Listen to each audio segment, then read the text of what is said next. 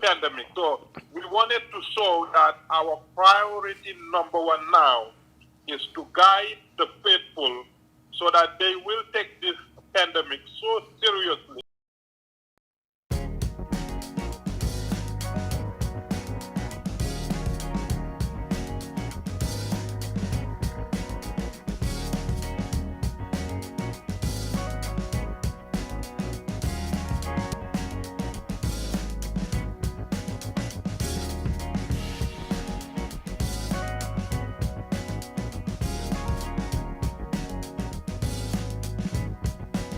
Major sponsors for Ableton on Air include Green Mountain Support Services of Vermont, Washington County Mental Health, Ale Israel. Food sponsors for Ableton on Air include Geffen Foods Israel, OSEM Foods Israel.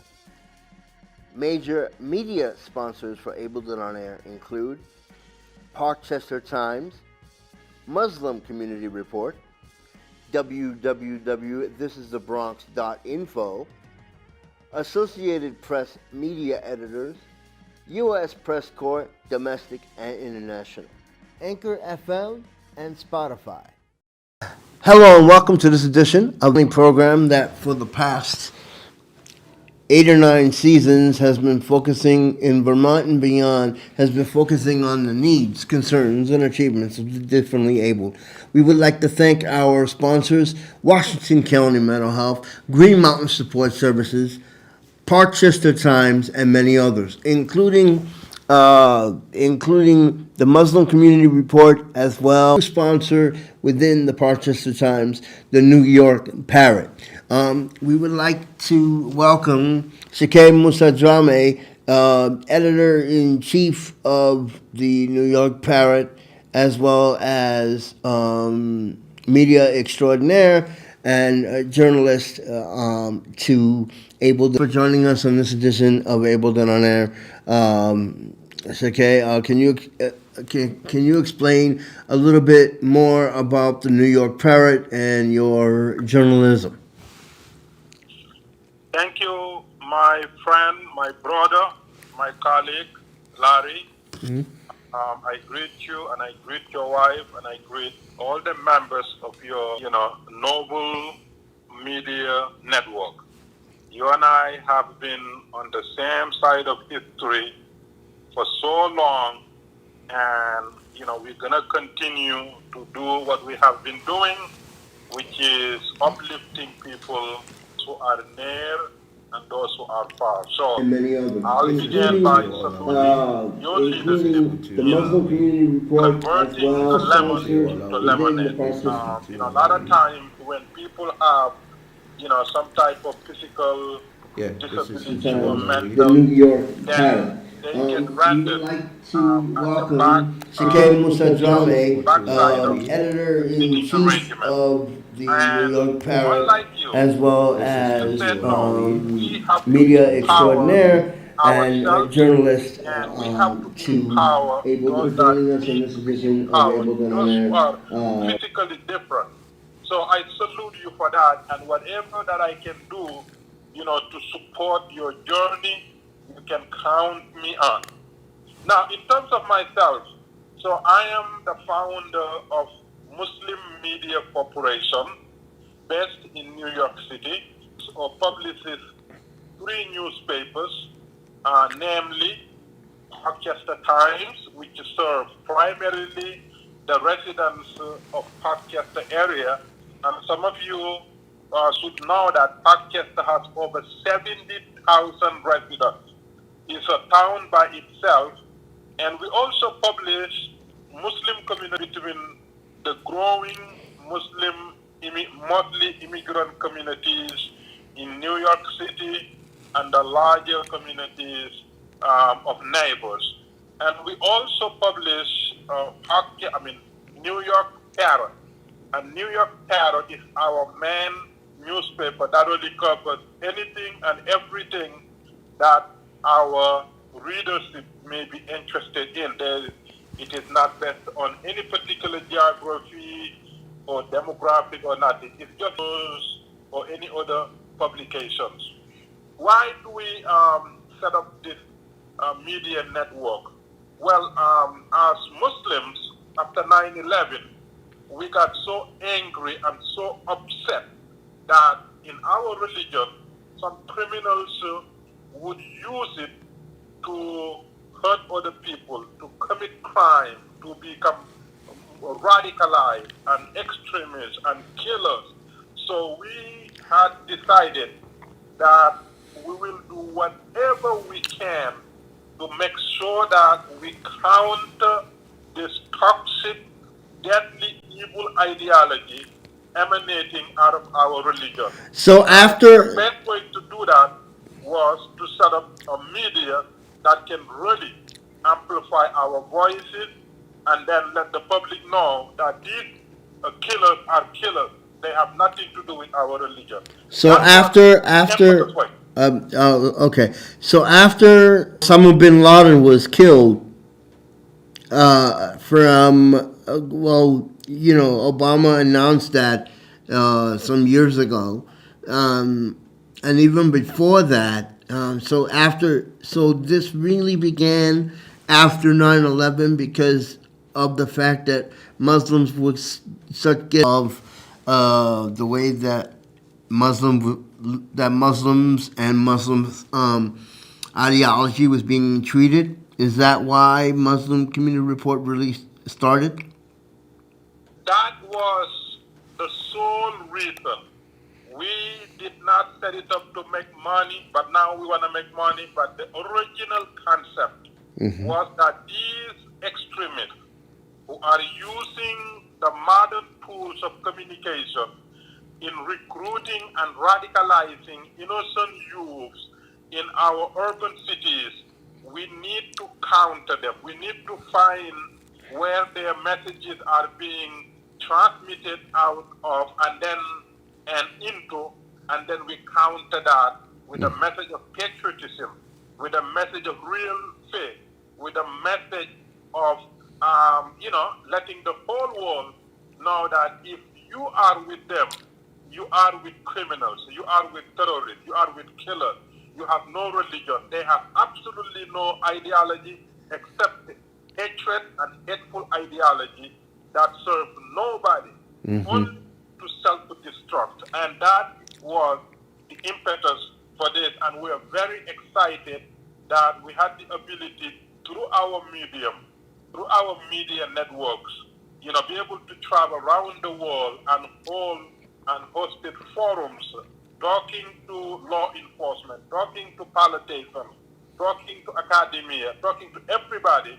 And today, we are among, the most reliable group of patriots that, has the ability to really immediately counter any message sent by these criminals. Now, as far as Muslim media, how does Muslim media deal with because certain religions put it under the rug. So how does Muslim media help, or I should say, how does the Muslim community deal with people with disabilities? Since we're on that topic as well, can you, and since you're an imam as well, can you explain some of that? Absolutely. Larry, this is not exclusive, to Islam or to Muslims. Every soul, whether that of a human being or an animal, every soul is entitled to the best care that is available to that soul. Now, religion should not become so divisive and so evil that it only serves selected groups of people.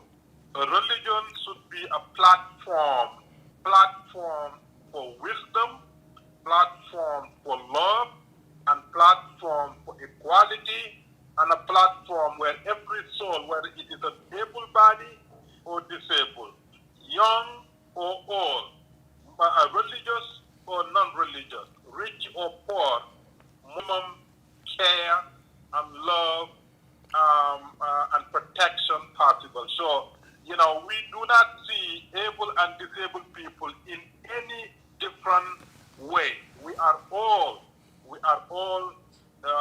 we're all entitled, to be regarded as, a special creature. Mhm. So Islam, you will never ever find a real Muslim that would discriminate a person because that person has physical disability. That will never be the case. Now, you can have Muslims who are Muslims by name, like those who follow Bin Laden.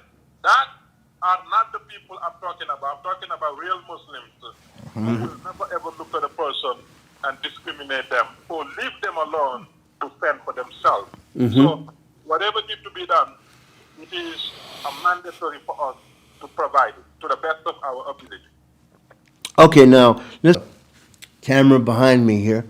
I notice on the bottom of, let's talk about coronavirus for a minute because that's on everybody. I notice on the bottom of your website, you have the coronavirus cases. Is that updated on a weekly, monthly? I mean not monthly, hourly time, or how's that updated? That that sticker tape is updated by the second.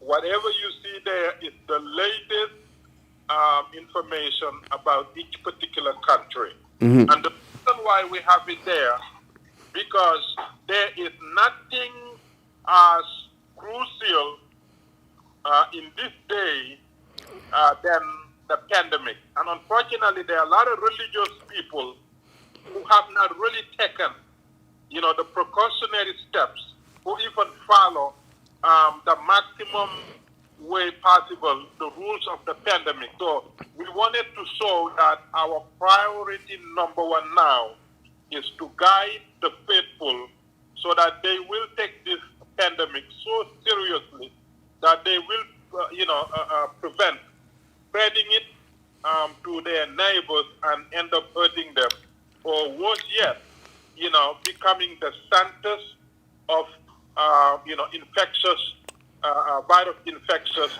place. So we want to educate the public so that, through education they can take precautionary measures. You mean that some religious groups are not following the pandemic? There are some religious people, until today, they believe that their congregational religious services are more important than following the rules of pandemic. And that is, to me, counterproductive. That is, to me, without wisdom. I think saving a life is universally more important than any religious practices or any religious congregational services. So we do not want, whether Muslims or non-Muslims, to say, it is mandatory for us to pray together. No. What is mandatory is for you to protect your life and the life of your neighbor. That is mandatory. When the pandemic is over, then you can bring hundreds and thousands of people and congregate and do whatever you want. But in this day and age, priority number one is to socially distance, is to put on masks, is to frequently wash our hands, and to observe all the pandemic protocols. I don't care what religious affiliation you have. Priority number one is public safety, our own safety and the safety of our neighbors. And any religious congregational gathering must be limited so that we will not cause harm to ourselves, our congregants, and our neighbors. Okay. Now, in terms, I'm taking a look here. So what is the difference between Parkchester Times and the New York Parrot? Is there any, and the Muslim Community Report? Is there any differences or similarities to each of the papers? Absolutely. Parkchester Times is a Parkchester community-based newspaper. The primary focus of Parkchester Times is to provide services relevant and pertaining to Parkchester and beneficial primarily to the residents of Parkchester and the Parkchester vicinity. So our main concentration, conduit for Parkchester residents and entrepreneurs and the larger community. So our main target is Parkchester.